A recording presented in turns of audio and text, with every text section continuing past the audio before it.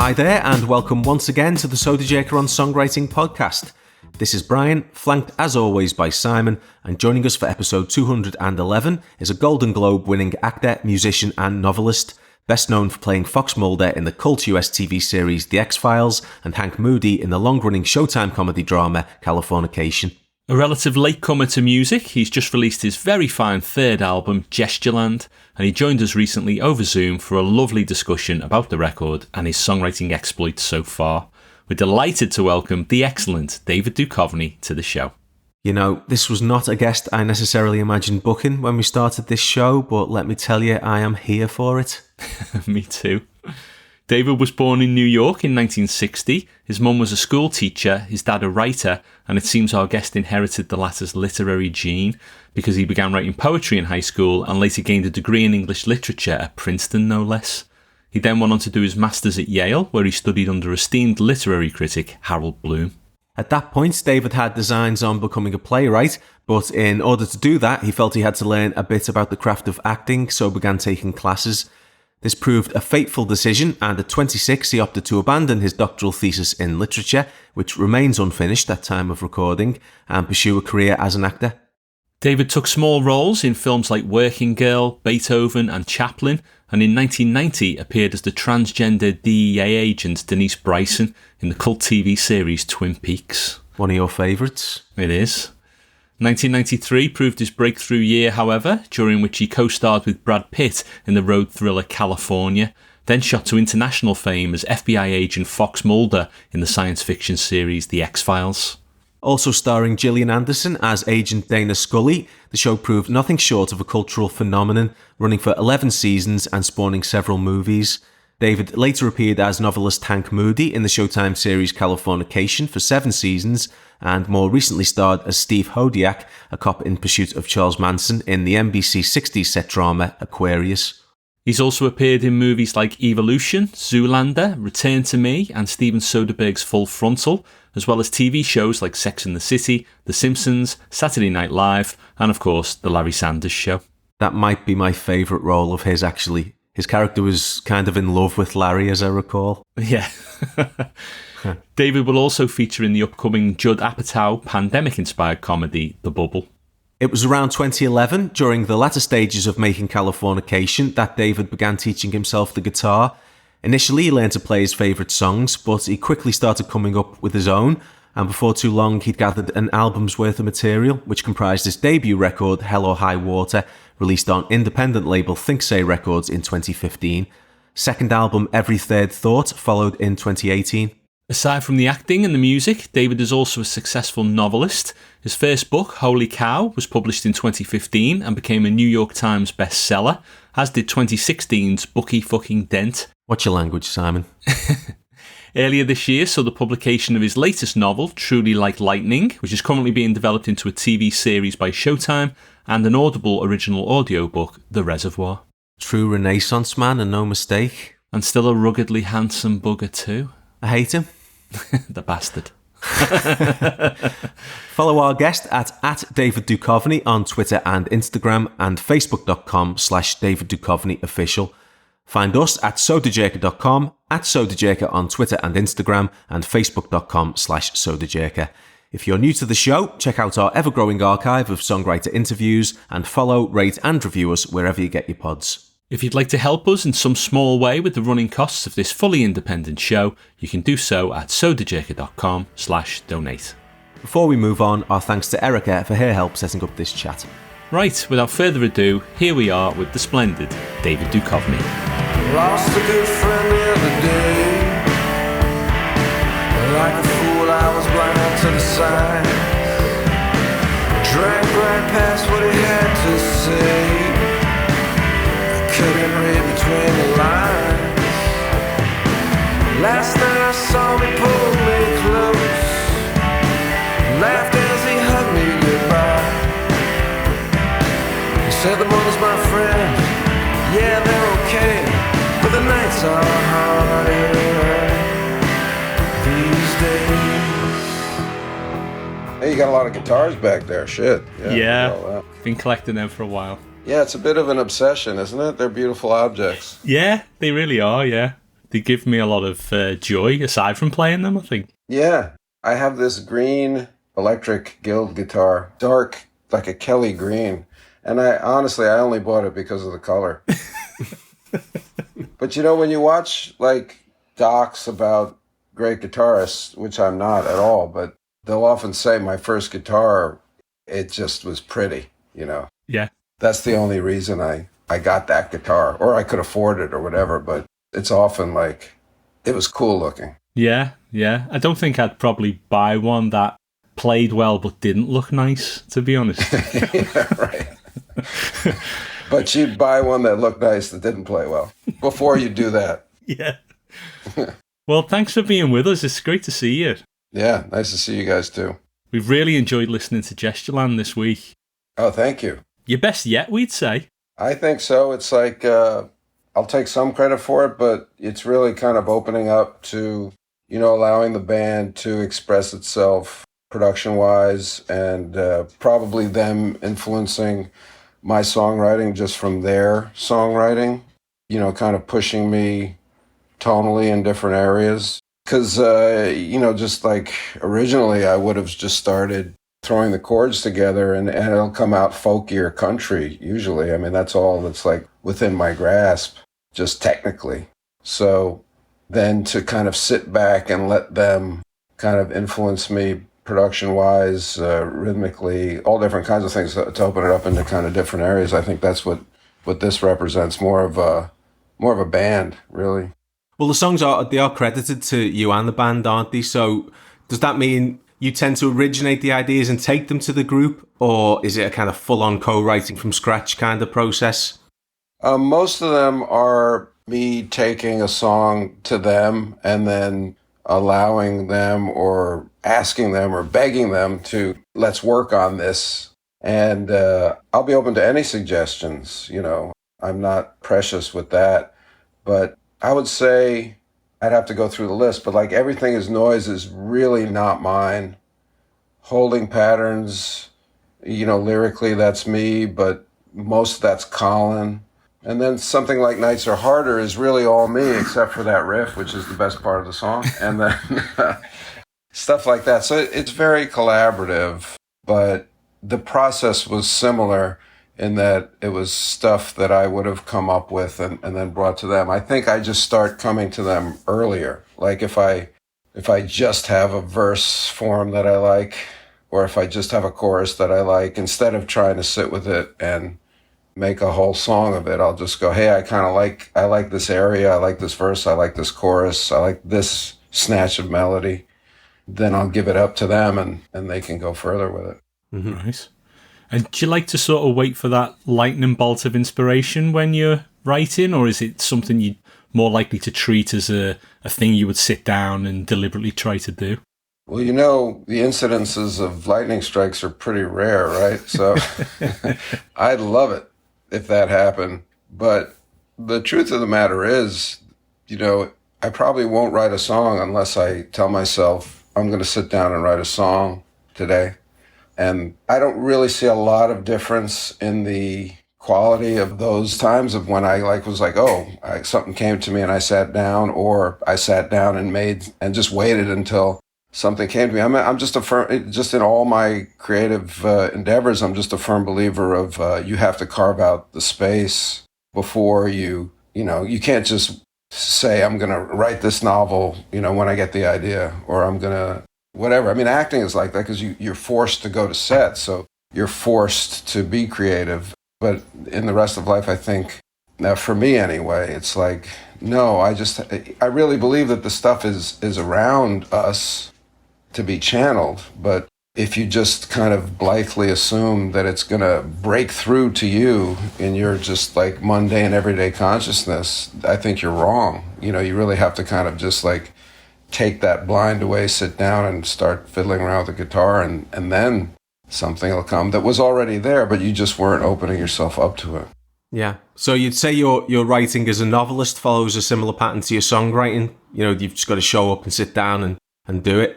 I mean, I'll have an idea. I mean, I won't just like start writing out of thin air. I like to have an inciting incident, but I won't write a novel unless I write a novel. I won't write a song unless I write a song. And it's just as simple as that. You know, I think people a lot of times have this idea of inspiration that is, you know, just like lightning. And, you know, and it is because it feels that way. And, you know, the more I read about not just music, but the more I read of people whose work I respect and, you know, their process, it does feel like you're just channeling something. It's hard to take credit for it personally. I take credit for opening myself up. That's about it. Or working hard. I'll take credit for that. Or persevering. But even when I read or listen, I'll listen to a song and, you know, it's not just the fact that I'm not a great musician or haven't been a musician very long at all, but it's like, oh my God, this can't be me. That can't be me because it's just way different than me. And it's not just a matter of the collaborative aspect. It's a matter of kind of, you call it God, you call it whatever you want, but it's like a spirit.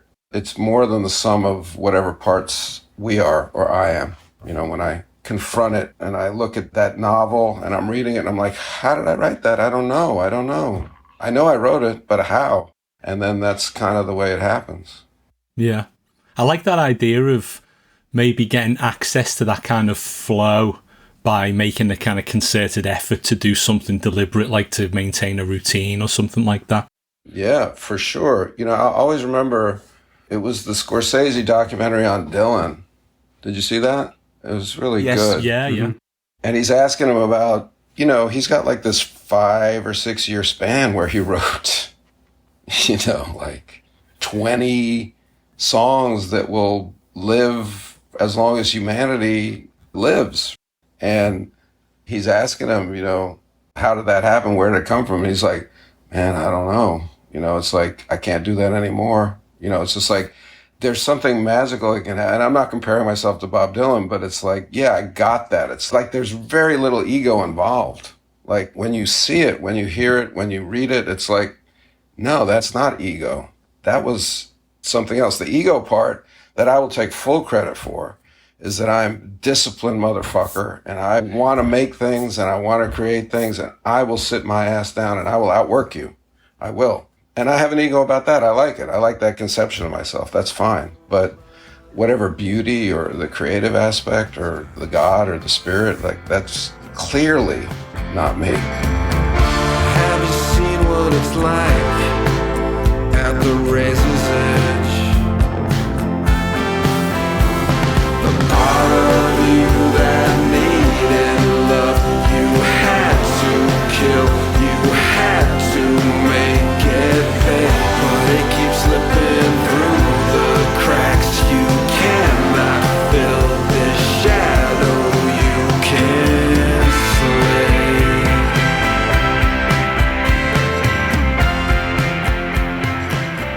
So you gathered these new songs over the course of the past few years since Every Third Thought, did you? Yeah, they just kind of dribs and drabs. I don't actually tell myself to sit down and write a song very often. Just when I left New York a couple weeks ago to come out to California here, I said to the band, I said, because we've been involved in like doing this album and producing and getting it out. And I said, we haven't like done a new song. We haven't tried a new song in a while. And we've never gone into a session and said, we don't have anything. Let's just like fuck around and see what we find. So I said, let's try that. We've never done that. So we did that and we wrote a song, I think. I mean, we haven't really worked on it since, but it felt like a decent song. And that was really fun because it was everybody just, here's a bit, here's a word, here's a lyric, you know, and that was really cool. We'd never done that. And I'd like to do that going forward. I'd like to have like some sessions, you know, and you know, again, I look at the docs and I see bands that go in and they're like, okay, we're going to write an album and then we're going to record it in like a month. You know, we're going to like sit down for 2 weeks and then we're going to record. And I just watched the Metallica doc and it's like, that's what they do. I mean, they're recording everything they're noodling around with, but they're just getting together and trying to write. And I've never done that. And I'd like to try that. It was fun. And I think it could be productive. Yeah. Do you have similar therapy sessions in the studio? No, but my old assistant from years and years ago, he had the funniest joke. It was right when back in the day when you had an answering machine, like a physical thing in your house before cell phones. And on his was the James Hetfield answering machine, and he'd go, "Hello, please leave a message after the tone." We love chapter and verse on the new record as well. Really? Yeah, lovely combination of words and melody on that one, we thought. That's an interesting thing to single out. Thank you, because sometimes I go, who's going to like that song? Sometimes I like look at, I go, I get that one. I don't know who's going to like that song. But that was two different bits that I had over like a year. I woke up, I was shooting X-Files in Vancouver in like 2018 maybe even. And I woke up with that chorus of "Got No Plans But Time on My Hands," just like this quatrain, a kind of circular, kind of melancholy thing. And I had the melody, and I just sang it into my phone. And then, I was just there for like a year and a half. And then I was like, I'd like to write a song around that. And I had that phrase, chapter and verse, that I really liked. And it was kind of like one of those songs that came together from, it wasn't like all of a piece. It came early, and then there was something else that kind of I had, and then I added them all together, and it turned into that thing, which was kind of cool. Yeah. And those lines like, I feel you like a dream of a hearse, or I know you like the angle of the sun. Yeah. Are those things that you would write down first and kind of have in your locker, or is that something that came once you had that music? I was being ambitious with like a hammer-on. I was like, because I don't play that well, but I liked what the hammer was doing to the melody. And I think Pat does a little of that on the album, but when I was writing the verses, that hammer was like driving the melody, and then the melody was driving the words. And Dream of a Hearse, I think it just came to me. It was just like, well, that's dark and difficult, but I hadn't heard it before. And Angle of the Sun felt very right to me because it was like one of those things that you feel. You know it through feeling, but not like, I don't know the angle of the sun, but I can feel it at all times during the day. So it was like just this idea of things that we know in our body or in our dreams and not like intellectually. So that's kind of how it started. I feel you like a dream of a hearse. I know you like the angle of the sun that hangs above me like an ancient curse that echoes in my ears when the day is done. For what is lost I will rehearse, for I've memorized the chapter and verse. So is that typically how you'll formulate a lyric? There's a constant kind of negotiation between the melody and the words? I love that part. I also love being pushed by a rhyme. I love that the need for a rhyme will push me out of sense. It's not prose. I'm not like making a statement. So I've got a rhyme. Well, I'm sure this was like chapter and verse. I've got a rhyme verse. And so hearse jumped into my head.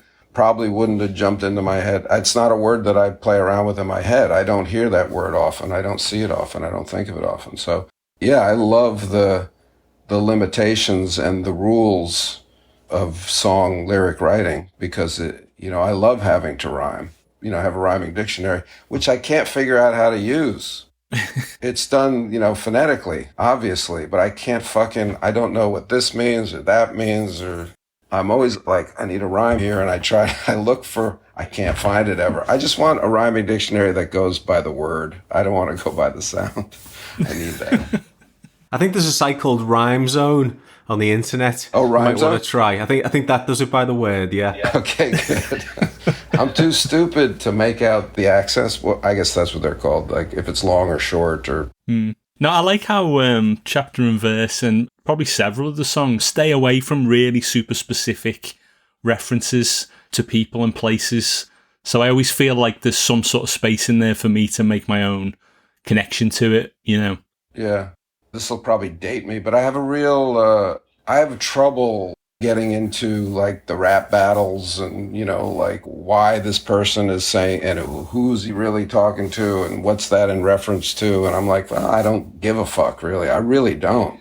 Not just rap, but any kind of song that is, this is really just an allegory or a puzzle that I'm going to figure out that's really about this famous person's particular life. For me, I'll hear the story, like somebody will explain to me what this Beatle lyric, Hey Jude, comes from Julian Lennon and him being upset over his parents and stuff. And it's interesting, but it doesn't make the song better to me. What made the song great is that it didn't make any real sense. Like, who's Jude? I don't know. Jude is me, whatever. And that's the way I try to write. Aside from my own probably overblown sense of privacy, I want to leave room. Leave room for somebody to make that song about them, because those were always the songs that I loved.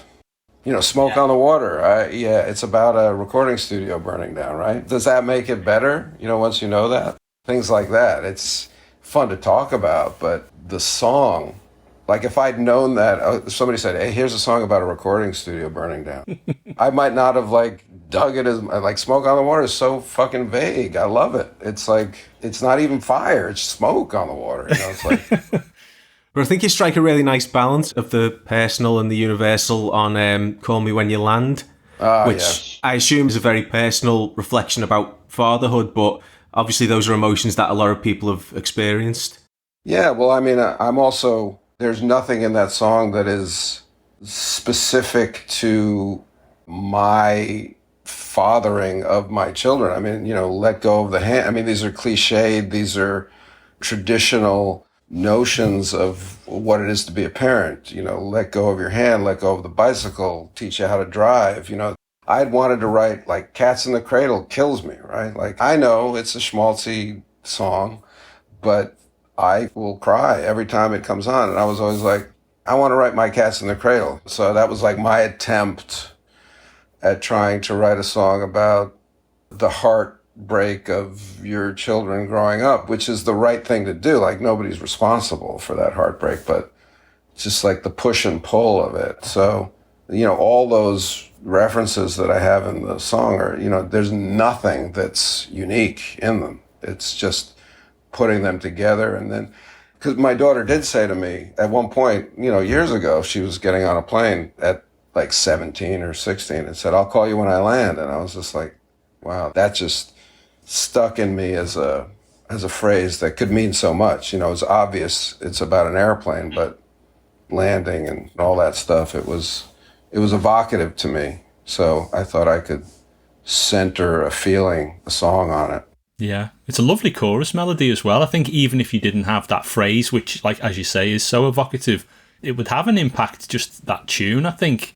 It's interesting, when I directed a movie and we had test screenings, and the guy who was running it said, you're not going to get like fixes from an audience, but they're going to like circle around areas that you should then circle around.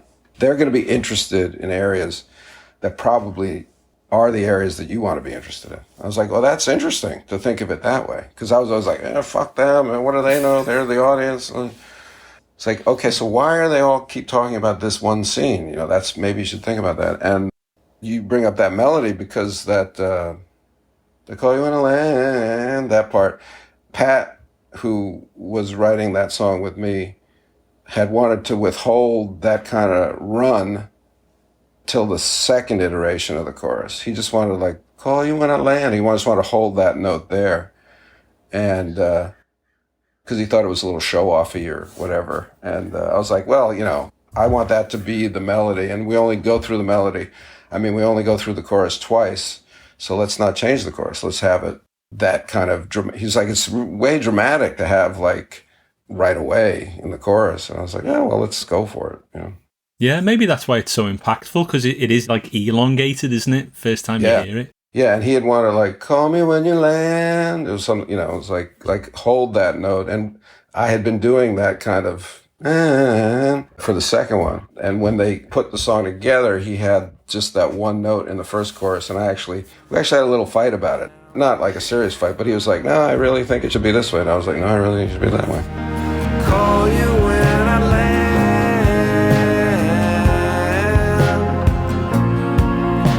This is what you said to me.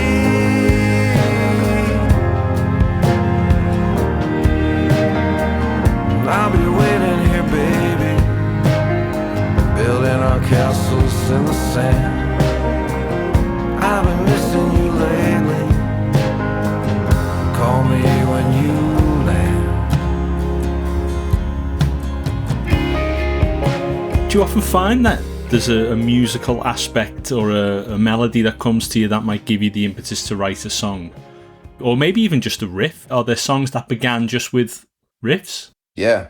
I mean, but like that Hammer is one, I think it was like an A minor 7. I was a pull off. I can't remember what I was doing, but it was like, it was sparking a melody and a feeling.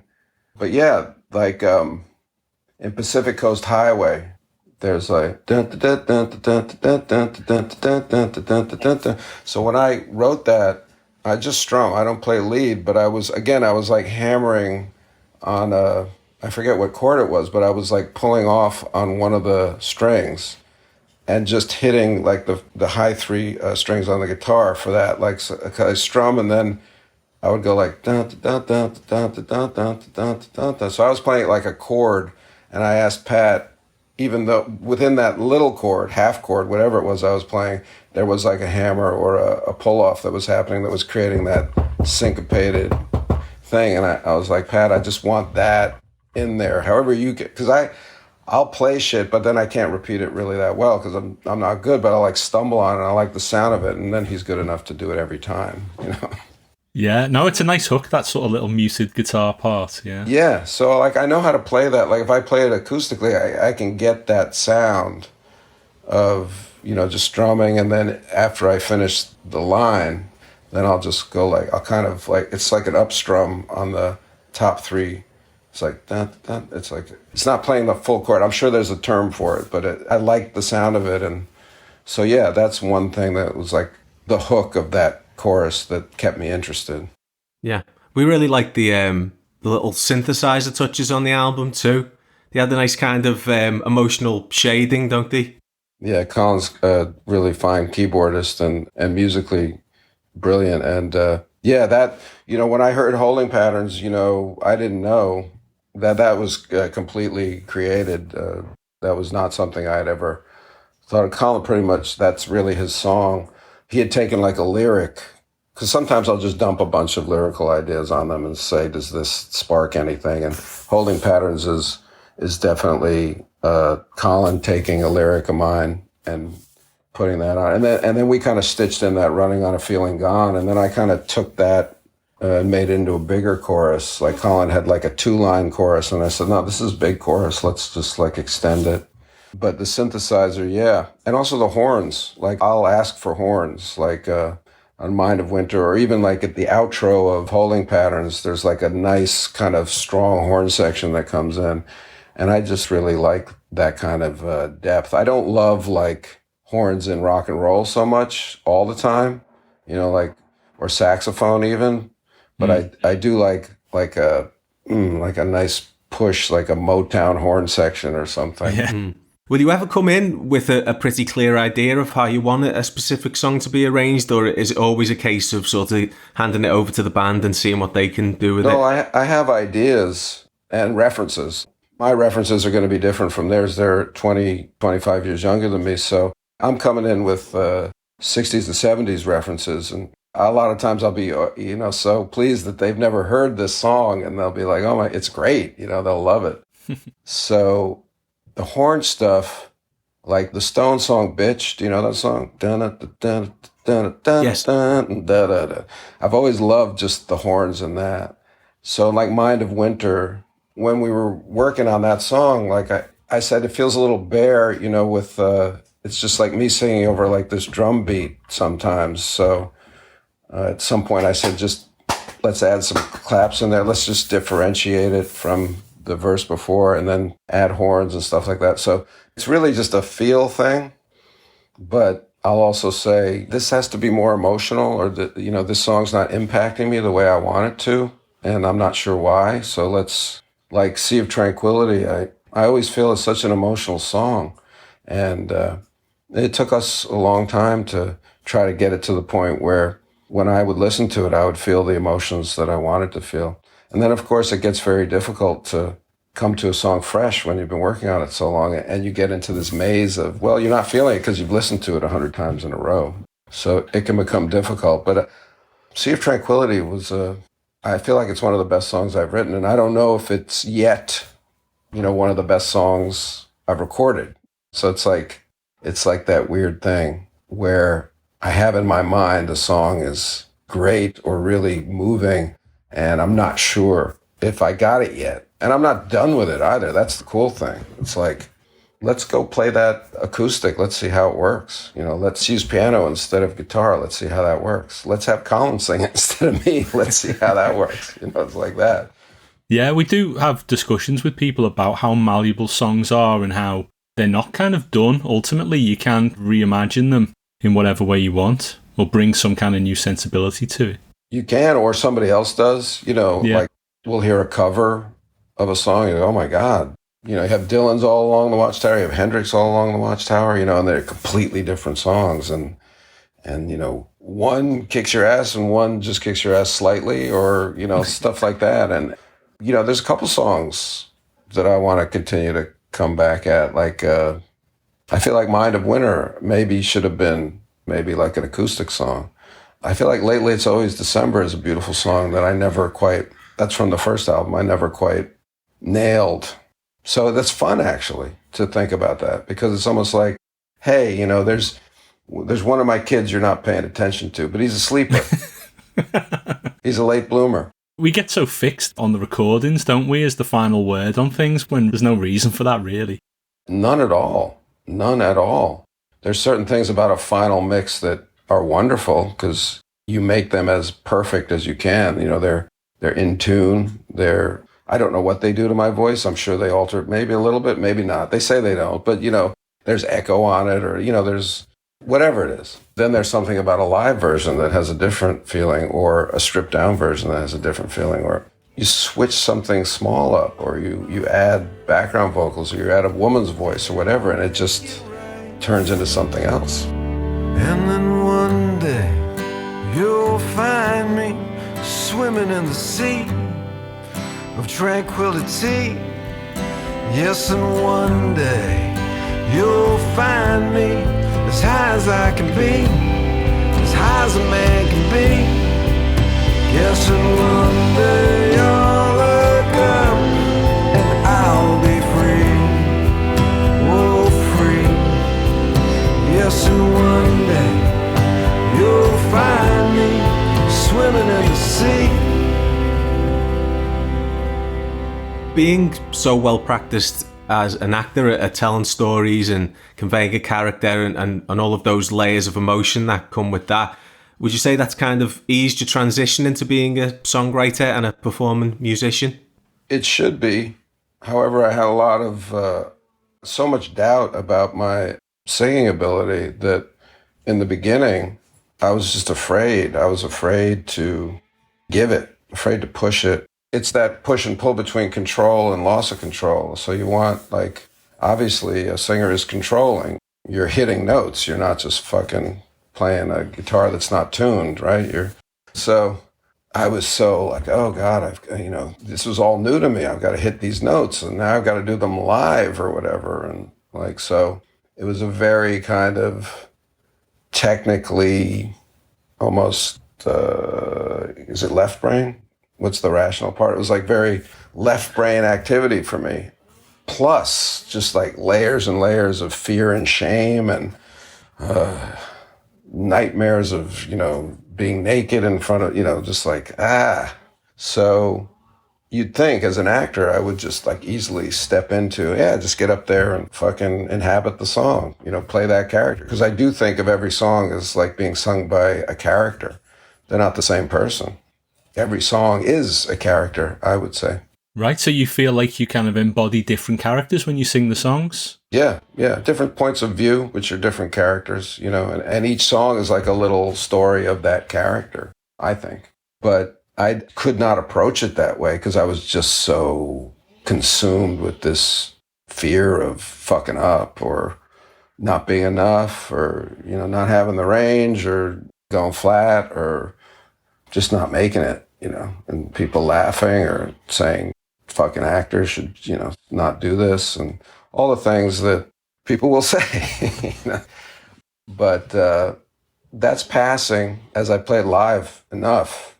I can rely on myself a little more. I can rely on my voice a little more than I ever thought that I could. Then I can start to kind of free myself up into letting go of the fear-driven expectation of hitting the note and just kind of singing the song. Yeah, we've had similar conversations when we had Kevin Bacon on at one point and Jeff Daniels as well. They were doing lots of shows and coming up against that same kind of resistance to themselves as musicians for some reason, Yeah, it's almost like you're hesitant to completely buy yourself as that character, that guy up there on that stage singing. And therefore, you're just going to do the best job you can and not expose yourself in those moments of really letting go and going, yeah, this is what we're doing. And, damn the torpedoes or whatever, like, I'm going to go for this. And I may not hit the note. I don't know. So it's a little like that. Plus, when you're performing live, you have all these kind of images and cliched expectations in your head of what like singers do when they're on stage. And you find yourself doing all the hackneyed stuff that Beavis and Butthead would just fucking tear apart, right? And you're like, what am I? Is there some kind of DNA in this that like makes you do that with a mic stand? Where'd it come from? Why do I want to put scarves around my mic stand like Aerosmith? What's wrong with me? What am I doing? I did wonder if you were dealing with some of those ideas on playing at the same dream. When you say don't get too attached to the role because nothing here is as it seems. I wondered if you were sort of reflecting on some of those ideas in that one. Yeah, that's another song. I don't want to blow smoke up you guys' asses, but that's another song that means a lot to me that I don't think is like by any stretch the best song on the album. But Judd Apatow made this documentary about Gary Shandling, who's a great friend of both of ours. And he had images at some point in the doc of like just notes that Gary had written, ideas.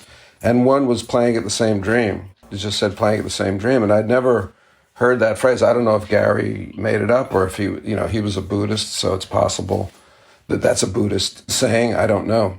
But that song's really about Gary to me. It was kind of like about playing roles and acting and, very hopeful in the sense of not just he and I, but like the entire world is playing at this dream of reality that we're looking, or consciousness or separation. The idea that there is any difference between me and you, like that's not just superficial, or any of us, that's the illusion that we are separate and we're not just all kind of playing at the same dream. So that song was about like using he and I as kind of interchangeable people in the choruses, like our positions switch, like who's going to be what. That being like the ultimate knowledge of life is that it is a game, but not a dark, ugly game. It's just a dream, and we're all playing it. Just the idea of playing. I don't know if I'm making much sense about it, but the song means a lot to me lyrically, I guess is what I'm saying. I don't know if it's a great song. I don't know if the melody holds it. Sometimes I feel like it's one of those songs where the chorus actually drops down beneath the verses, and that can be like not very exciting. But anyway, that was like lyrically, that's as deep as I get. Right. Playing at the same dream. You be there on Funny Man Queen. I'll be the bad guy and come back in. Come back again and do what I did. The only thing you need to know is don't get too attached to the role, 'cause nothing here is as it seems. had the same dream. And I think you wrote poetry as a young man, didn't you? But Yeah. it's really only been in the last decade that you've kind of thrown yourself into music making. Yeah, and poetry is different from lyrics. I mean, I at least the poetry that I grew up reading or trying to write very rarely rhymed. And like I said, I love the burden of rhyme.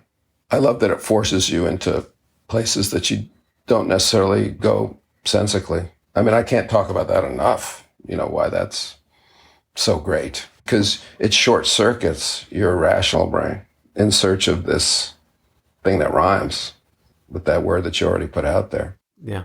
And that's the kind of like crackle that can happen, when it's working well. Or you can just go and, choose a bunch of words that end in TION and just, rhyme yourself out that way. But I think you learnt songs online as well, didn't you, as part of that process of sort of learning guitar and stuff? yeah. Was that a helpful way to see how other people had constructed songs? Oh, yeah. It was demystifying in the sense of course, I was seeking out the simplest iterations of the songs that I liked because I didn't know that many chords. So, version 1, version 2, version 3, version 5. Oh, right, yeah. I'd wait for that version that didn't have a B7 in it, 'cause I was like, I hate that chord, So, yes, it was fascinating for me to see the repetition, and the acclamation of our ears to be satisfied by these chord progressions and to love the familiarity of it in a way, to expect the familiarity of it, the 1 chord, the 4 chord, I don't think it's necessarily human nature. I think it's cultural human nature at this point that we've been kind of patterned to like that pattern. Mm-hmm. My ear has been acclimated to these rock and roll chord progressions. And that was just evidence of like, oh, wow, 3 chords and the truth. Well, okay. It is kind of like that.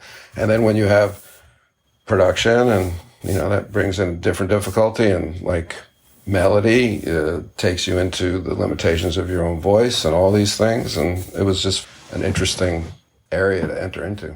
Would you say that sometimes a lack of musical knowledge can be kind of an advantage? Because then you're not bogged down in a lot of rules and conventions, and that can lead to some interesting decisions creatively, can't it? I think so. Keaton Simons, who's a musician that I started working with when I first started writing, he said, I made these really wonderful mistakes because I didn't know any better.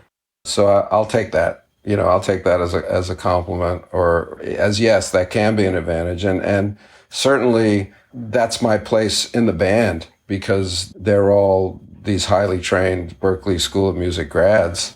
And, I'll come up with a chord that doesn't belong in there, but they're cool enough to go, yeah, I like it. Sounds good. And I probably make those mistakes less now as I understand more and more, but I use it to justify my laziness in not becoming a better guitar player, that I won't make those wonderful mistakes if I learn too much. Do you feel like this sort of burst of creativity in music helps renew your enthusiasm for the other art forms you've been involved with? Yeah. I mean, I thought at one point, if I can be comfortable singing in public live in front of 2,000, 3,000 people, I'll never be nervous about acting again. How could I be? It's not true. I still get nervous. Right. It's really adrenaline, I think. As I get older, I realize it's not, nerves is something, it's like tension is talent. It's your excitement. It's your reaction to that excitement is the art. It's like you can get shut down by it because like, oh my God, I'm scared. This is like, ugh. Or you can just kind of try to open yourself up and let it out. So that's the constant battle. What you realize, the more kind of different art forms that I've done, I realize that's the same battle. It's the battle between this exuberance, like I want to get this out, and the fear of, oh my God, if I let that out, that's going to be so exposing and weird. And then it's like, okay, I'm going to shut down because people are watching. This is important. This is a big movie. This is a big TV show. My kids are going to eat or not eat because of it's like all this shit that can come in. People are going to laugh at me. They're going to think I suck now, or all this stuff. That's really what the talent is. It's like it just wants to come out. It doesn't want to be repressed. So I come face to face with that battle, and that's interesting to me. Well, David, we better let you go, but this has been... I have 8% left. If you want to keep going. Bonus round. Here's the deal. Tessera is going to be the second single, whatever that means. I was wondering what you guys thought of that song. Not to put you on the spot, but that song to me is very emotional too, and is probably the best singing that I've done. I did want to ask where that title came from, actually. That was another example of Colin taking some lyrics and then coming back with a melody. Tessera, as far as I understand it, and when I wrote the lyric, this was my understanding, it's literally it's a piece of a mosaic, a tile. So it's a piece of a part of a whole.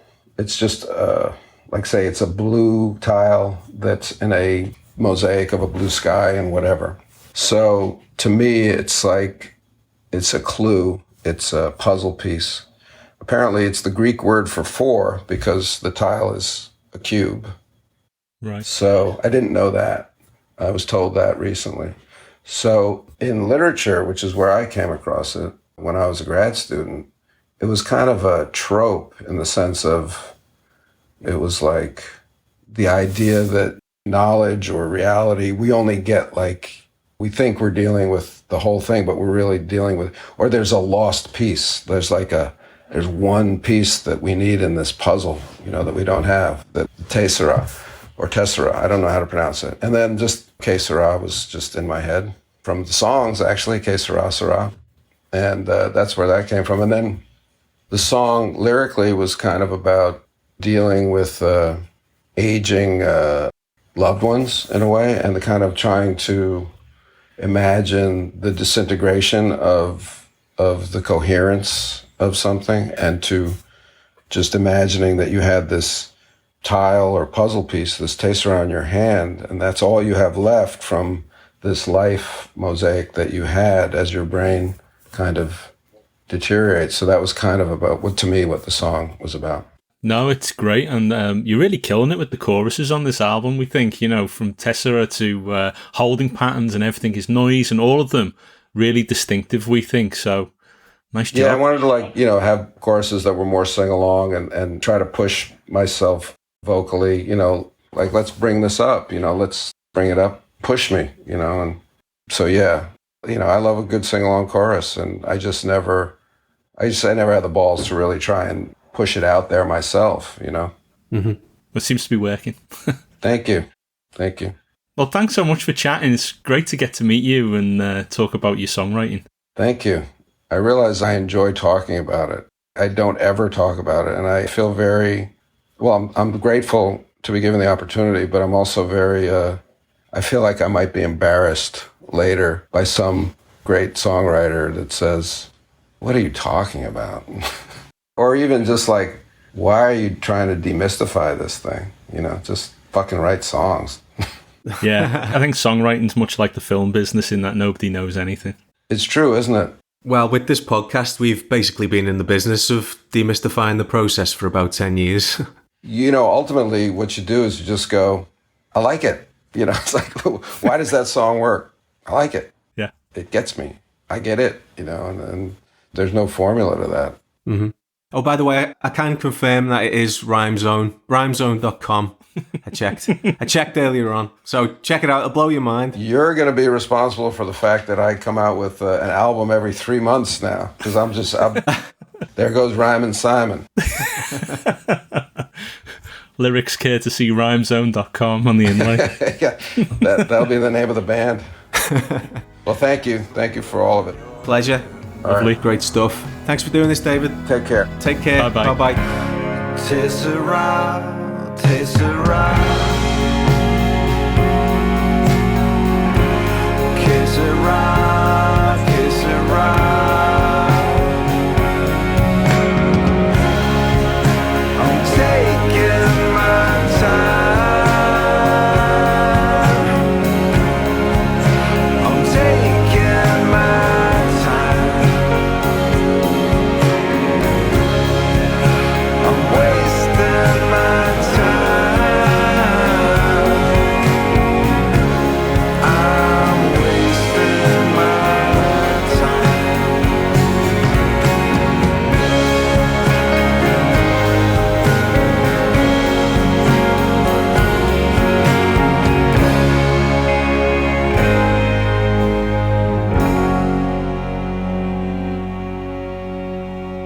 That was David Duchovny talking to us from California about his new album, Gestureland. Well, that was a very cool chat, wasn't it? It really was, yeah. It's quite inspiring, isn't it, when you come across someone who's embarked on their songwriting journey quite late in life? Yeah, I mean, I guess there are people out there who'll think that it's either impossible or one shouldn't immerse oneself in a new art form once you're already accomplished in another field, you know, like he is with acting and writing books.